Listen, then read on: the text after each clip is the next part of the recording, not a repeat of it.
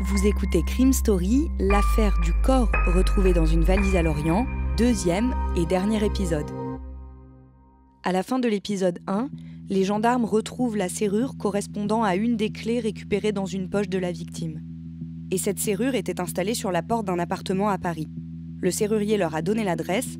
Nous sommes le vendredi 12 octobre 2012. Les enquêteurs arrivent au pied de l'appartement à l'adresse que leur a donnée le serrurier.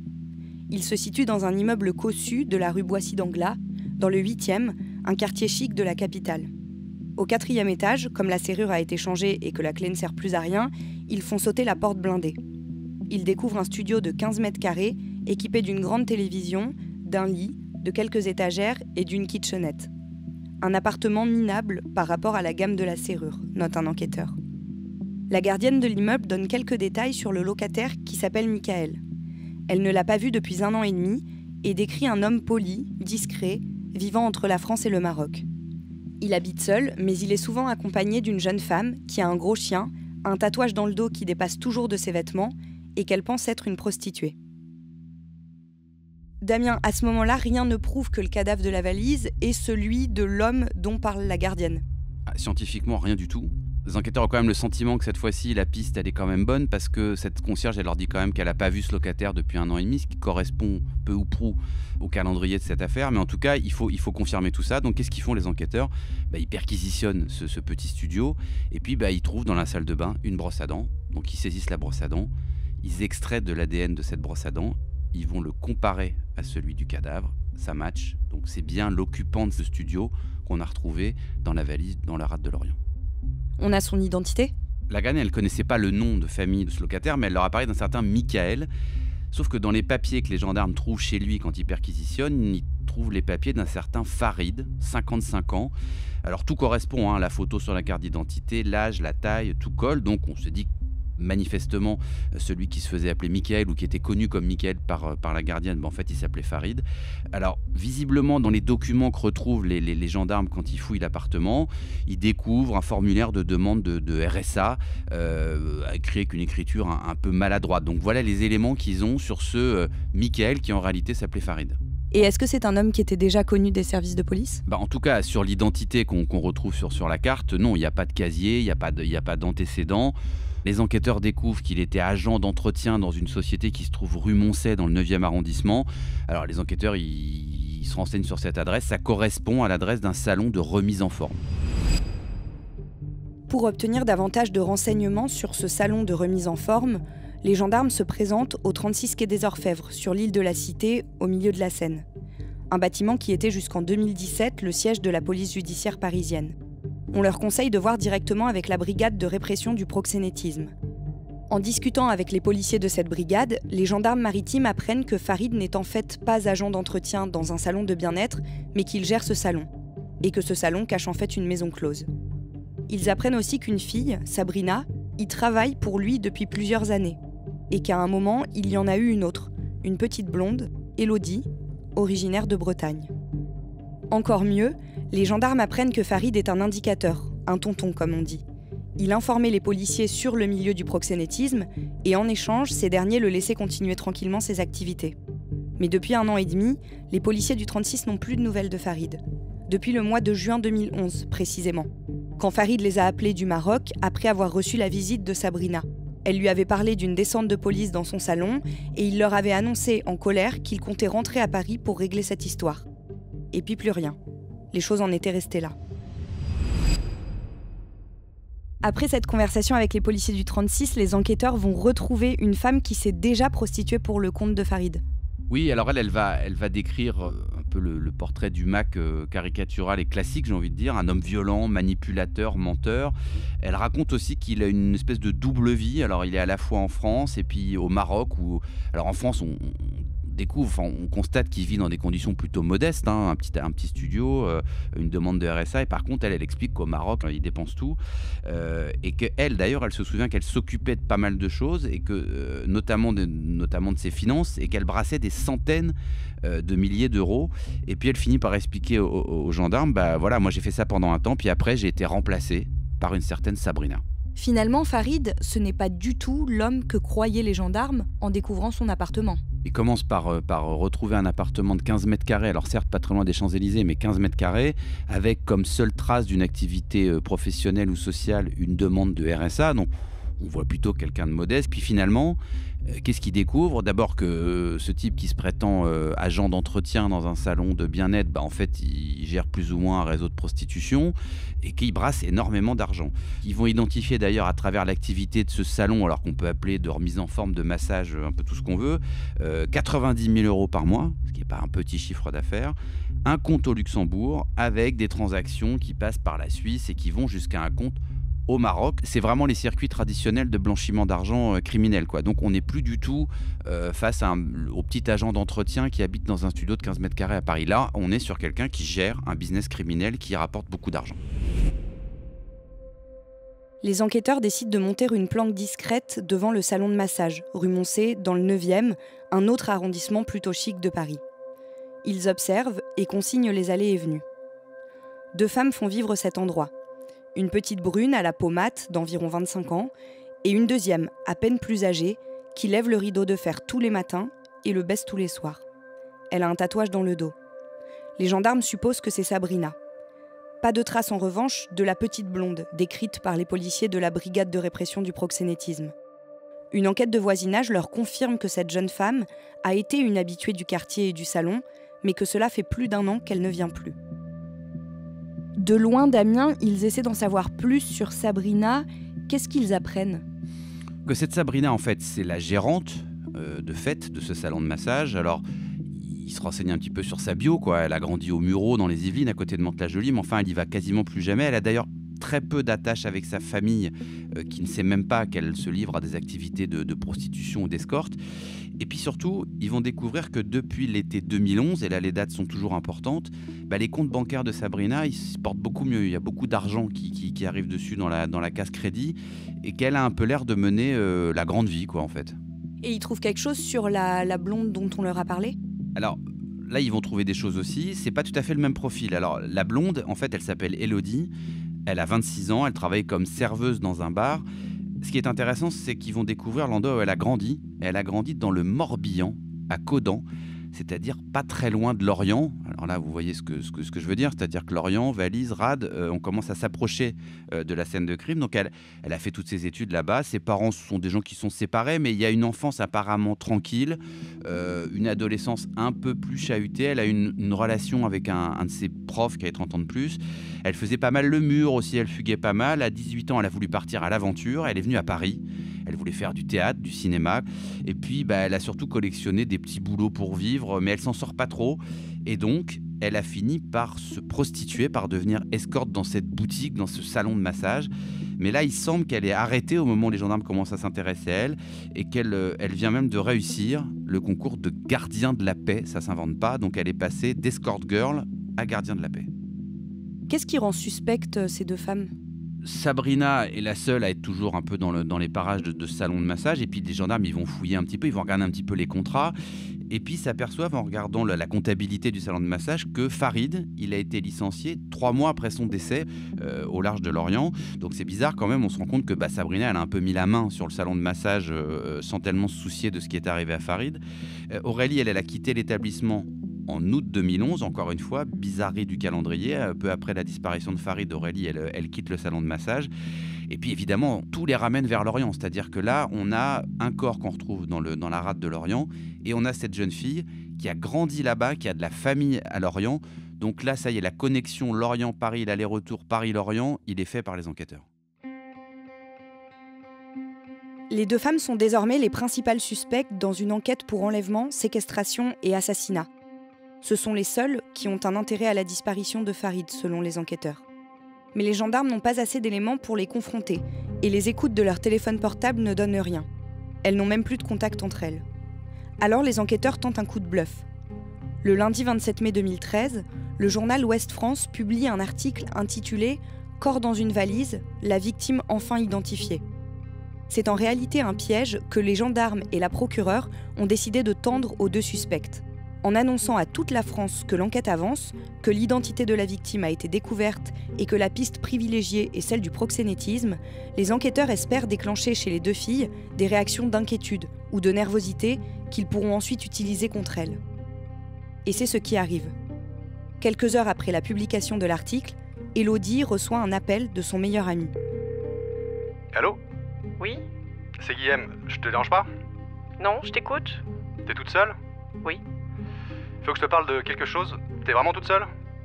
Oui, qu'est-ce qui se passe ?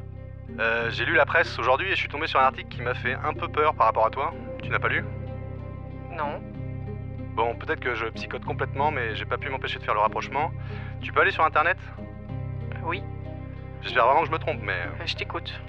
Alors, tu vas sur Google Actualité, J'y suis. ok, tu tapes Lorient, tu regardes les articles et je pense que tu vas voir de quoi je parle. Tu as l'article ? Oui. Je me trompe ou... Non. Tu restes calme, hein. Je voulais juste te prévenir, n'échange surtout aucun SMS avec personne à ce sujet. Aucune trace écrite. Oui. Tu n'en parles à personne et tu n'appelles pas ton père ou quoi que ce soit. Ok. À part ça, ça va ? Ça va. Au fait, bravo pour ta réussite au concours. Le lendemain matin, les deux femmes et l'ami qui a passé l'appel sont placés en garde à vue à Paris. Au même moment, à Lorient, le père d'Élodie l'est aussi. Damien, avant qu'on aille plus loin, est-ce que ça arrive souvent que la justice ou des policiers utilisent la presse de cette manière-là ? Pour tendre un piège, non, c'est très rare. C'est très rare. Des enquêteurs ou des magistrats, des juges d'instruction utilisent la presse pour des appels à témoins, pour rechercher, voilà, pour essayer soit d'identifier quelqu'un, soit d'avoir des éléments de gens qui auraient vu quelque chose mais qui n'en ont pas parlé. Mais faire cette espèce de piège, c'est-à-dire on fait quelque chose en espérant que des suspects réagissent, c'est quand même assez rare en France. Pendant sa garde à vue, que dit l'ami d'Élodie aux enquêteurs ? À peu près tout. Alors lui, il va leur dire, Élodie, d'abord, c'est mon amie d'enfance. Au début, on se voyait à Paris, mais après, il dit, elle est devenue un peu bizarre. Et d'ailleurs, elle a même fait, il raconte aux enquêteurs, elle a même fait un séjour en psychiatrie à l'hôpital Sainte-Anne à Paris. Et elle lui a dit, enfin, c'est ce qu'il raconte aux gendarmes, elle lui a dit qu'elle avait tué un mec. Et lui, il n'y a pas cru, évidemment. Et puis, jusqu'à ce qu'il finisse par lire les mêmes détails que ce meurtre que lui avait raconté son ami dans les articles de presse. Donc là, il dit des choses quand même très, très précises. Et Élodie, elle reconnaît les faits ? Elle va les reconnaître intégralement, avec énormément de détails, et tout de suite. Elle commence par parler beaucoup. Elle va aller au-delà de ce qu'attendaient les gendarmes. Et elle va tellement aller au-delà de ce qu'attendaient les gendarmes qu'à un moment donné, ils vont l'arrêter. Parce qu'en fait, l'avocat d'Élodie n'est pas encore arrivé, parce qu'on est au tout début de la garde à vue. Et ils se disent, non, faut qu'on l'arrête, faut qu'elle arrête de parler, on va attendre que l'avocat arrive, et une fois que l'avocat sera là, on reprendra l'audition. Donc c'est très très rare à la fois autant de détails aussi vite, et c'est aussi très rare que des gendarmes qui sont en train d'obtenir des aveux lui disent, attendez 5 minutes, on va reprendre plus tard. La garde à vue d'Élodie dure 96 heures. Aux enquêteurs, elle raconte tout. La scène se passe autour du 21 juin 2011, à peu près au moment de la fête de la musique. Farid arrive au salon un soir. Il y a une altercation entre lui et Sabrina, elle lui jette son café à la figure et lui met un coup de chandelle sur la tête. Il se dégage et sort du salon quelques instants, mais elle le fait revenir. Elle lui passe alors un câble d'imprimante autour du cou et demande à Élodie d'en tenir un bout, pendant qu'elle garde l'autre dans les mains. Et elle serre. Au moment où le corps s'affaisse, Élodie raconte qu'elle ne supporte pas la scène et quitte la pièce en lui demandant juste une chose, pas de sang. Quelques minutes après, Sabrina la rejoint. Elle lui annonce que Farid est mort. Et elle lui demande si elle pense qu'il faut le découper.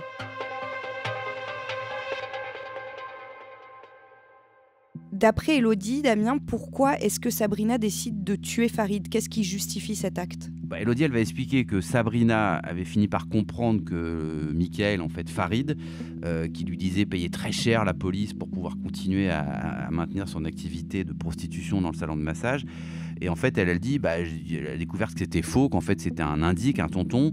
Donc en gros, elle est très en colère, Sabrina, et en fait, elle se dit, il m'escroque en fait, il me prend de l'argent, il me ment depuis des mois, des années. Donc elle explique ça comme ça, une espèce à la fois de trahison, puis de problème évidemment d'argent surtout. Élodie, elle donne aussi des détails sur ce qui s'est passé après le meurtre. Qu'est-ce qu'on apprend ? Elle va leur dire comment elles sont allées acheter par exemple la valise. Elle explique aussi un peu tout le scénario du meurtre, c'est-à-dire d'abord un bon coup de chandelier sur la tête pour assommer Farid. Et puis après, on l'expliquait tout à l'heure, le câble d'imprimante. Chacun tire de son côté autour du cou pour étrangler Farid. Elle raconte tout ça, mais il y a des choses dont elle se souvient pas forcément très très bien, puisqu'on sait par son amie qu'elle a fait un petit séjour en hôpital psychiatrique entre les faits et le moment où elle est entendue. Elle se souvient pas forcément de tout. Par contre, quand les enquêteurs vont venir la questionner sur son père, sur le rôle qu'il a pu tenir dans cette affaire, là, elle va couvrir tout de suite. Elle va essayer de le protéger, en quelque sorte. Damien, son père, il est donc placé en garde à vue à Lorient et il reconnaît les faits. Oui, un peu comme sa fille d'ailleurs, au tout début, il va pas chercher Annie, il va même dire aux gendarmes, de toute façon je savais bien que vous viendriez frapper à ma porte un jour, donc il n'est pas surpris, et il raconte, il dit, un jour ma fille m'a appelé, elle m'a dit qu'elle avait besoin d'aide, elle est arrivée à Lorient avec une amie et une grosse valise, elles sont arrivées par le train, et elles lui ont tout de suite dit, sa fille lui a tout de suite dit, dans cette valise, il y a un corps, et il va falloir qu'on s'en débarrasse. Donc lui, il l'a fait, il s'est retrouvé dans une position qui est terrible parce qu'il voit sa propre fille revenir avec un corps dans une valise. Donc qu'est-ce qu'il faut faire? Est-ce qu'il faut aller appeler la police? Est-ce qu'il faut aider sa fille, même si on sait qu'on met les mains dans quelque chose d'extrêmement grave? Lui, il a fait le choix d'aider sa fille. Donc il a pris le bateau qu'il avait acheté avec un copain, il est parti avec la valise. Alors, il l'a balancé dans l'eau, mais pas très très loin finalement de la côte. Il y a du sable, pas mal de sable au fond et pas une grande profondeur. Donc la valise, en fait, elle va pas mal bouger. Il y a un peu de courant, il y a un effet chasse d'eau, comme on dit, c'est-à-dire qu'elle tombe pas, elle reste pas statique au fond de l'eau, elle bouge un peu.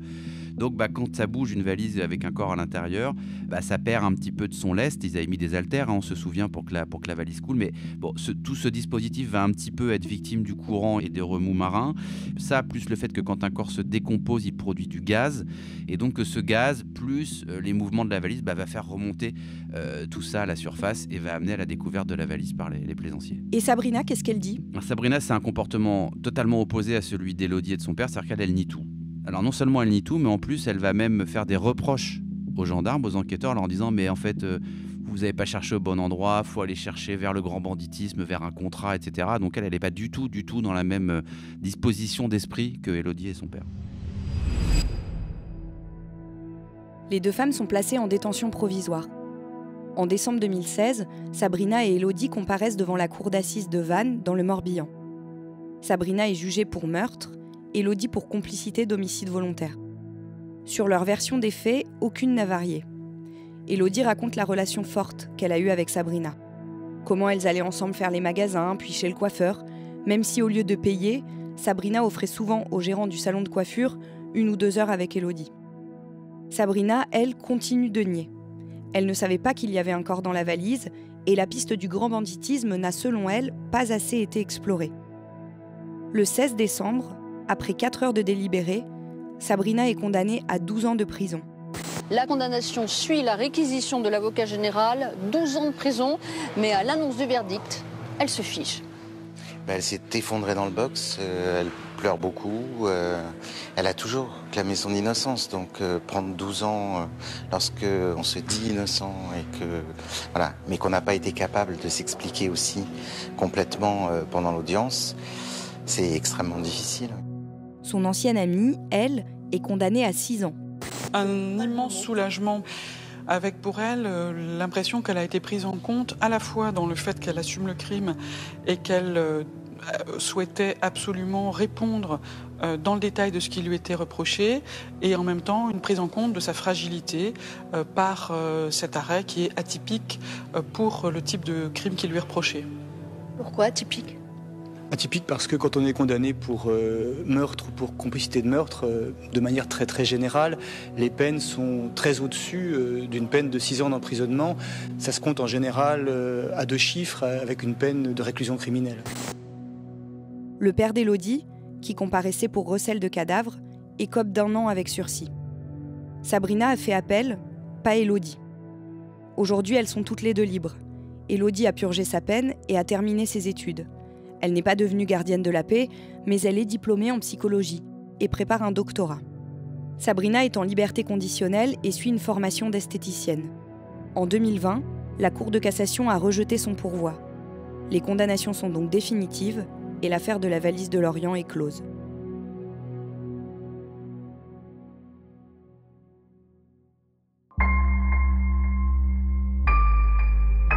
Vous venez d'écouter Crime Story, le podcast de faits divers du Parisien. Avec à la production Thibault Lambert et Emma Jacob, à la réalisation Julien Moncouquiol et à la rédaction en chef Jules Lavie. un épisode raconté avec Damien Delseny et un podcast à retrouver chaque samedi sur le site leparisien.fr et sur toutes les plateformes d'écoute.